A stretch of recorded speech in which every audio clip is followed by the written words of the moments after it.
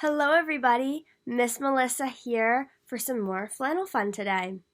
Today we are going to be celebrating the letter H with our capital H and our lowercase h.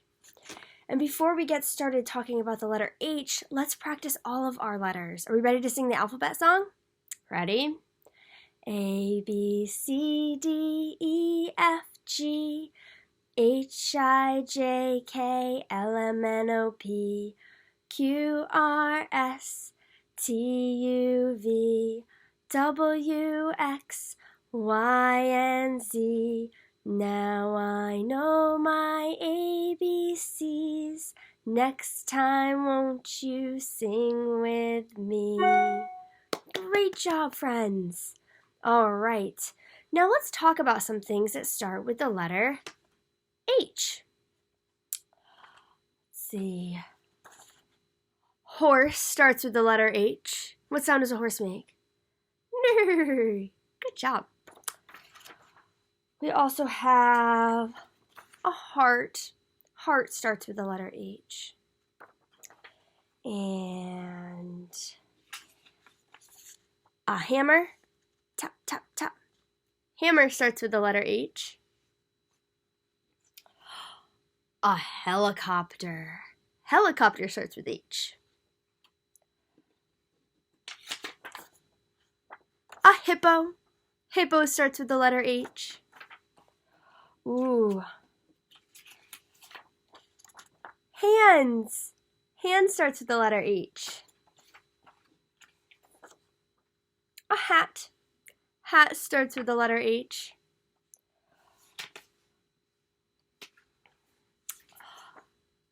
House or home. Both house and home start with the letter H. And for our book character today, we have Horton. Horton starts with the letter H.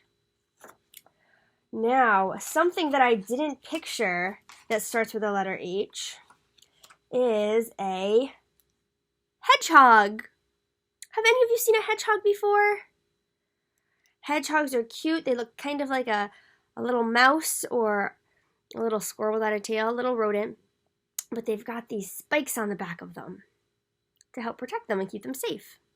Not quite as sharp as like a porcupine, but they do have little spikes. And the story that I'm going to share with you today is about a hedgehog. And it is modified from the picture book called Ouch, written by Ragnhild Scamell. And like I said, I modified it for my flannel board story, but you can also check out the book. It's a lot of fun. So without further ado, I present to you Ouch, a story about a little hedgehog. Hedgehog. It was late autumn, and Hedgehog was getting ready to hibernate for the winter. Hedgehog had made herself a perfect little nest with lots of leaves that fit just right and kept her nice and snug and warm underneath a big tree. Just as Hedgehog was getting ready to burrow into her hole, a cool gust of wind blew. Can you blow that wind? Go.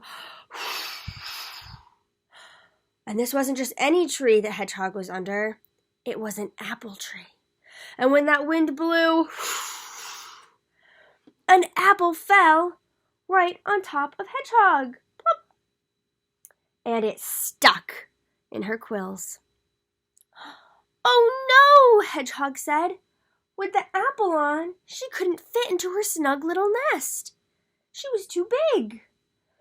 So she tried to shake the apple off, but it was stuck. She said, "Help, help." And her friend the squirrel came running up and said Hedgehog was wrong. And Hedgehog said, "I have an apple on my back and I can't fit in my nest. Please get it off." So Squirrel said, "I got it." But Squirrel was carrying a handful of nuts. And when Squirrel reached over to try to grab the apple off of Hedgehog, plop, plop, the acorn Squirrel was carrying stuck right onto Hedgehog too. "Ouch," said Hedgehog. "Oh no." She shook some more, but she couldn't get the apple or the acorns off of her back. "Oh, what am I going to do?" she said. Squirrel didn't have any other ideas. But along came their friend, Pig. Pig came up and said, "What is wrong? What's all this yelling about?" And Hedgehog said, "Oh, Pig, I just want to get in my nest to hibernate for winter, but I can't fit because I have an apple and some acorns stuck on my back. Do you have any idea how to get them off?" And Pig said, "Why don't you try rolling around in the ground? That'll brush them right off." "Good idea," said Hedgehog. So Hedgehog started rolling and rolling in the grass. And when she stopped, the apple and the acorns were still there. And she'd also rolled on a flower and a pear. Oh no! Now it was even tougher to get in her nest.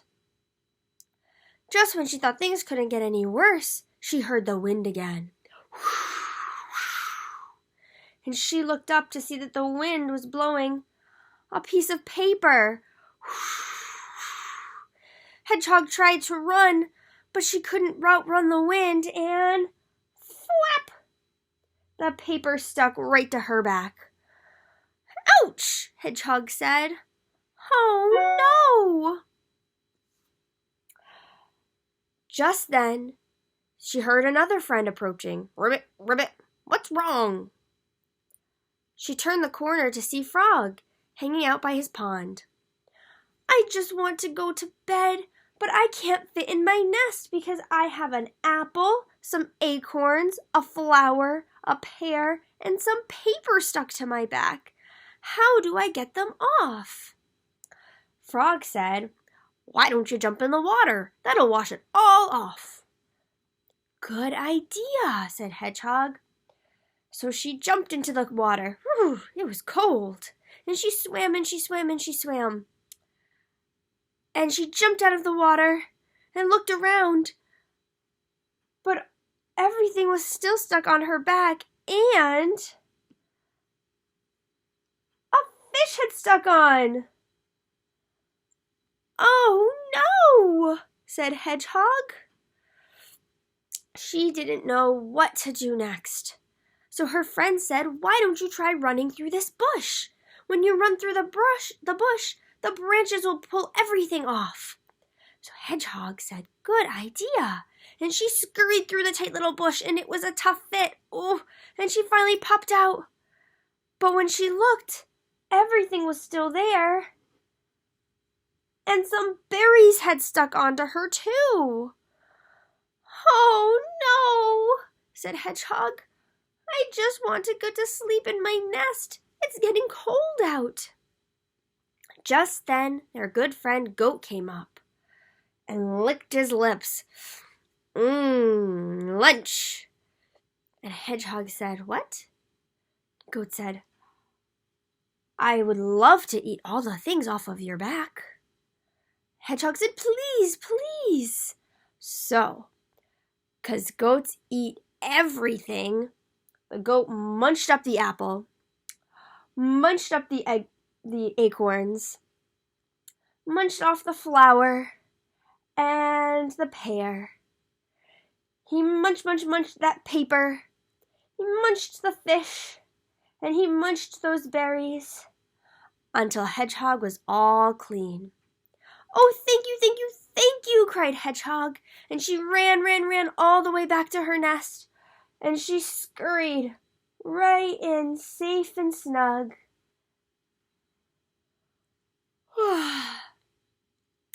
So she could get all cozy for a winter nap. The wind started howling again and shook the apple tree, but this time Hedgehog was safe and snug in her nest. The end. I hope you liked this fun story about hedgehogs today. Thank you for celebrating the letter H. And until next time, let's get those waving hands out. Are you ready? We wave goodbye like this. We wave goodbye like this. We clap our hands for all our friends. We wave goodbye like this. Goodbye, everybody.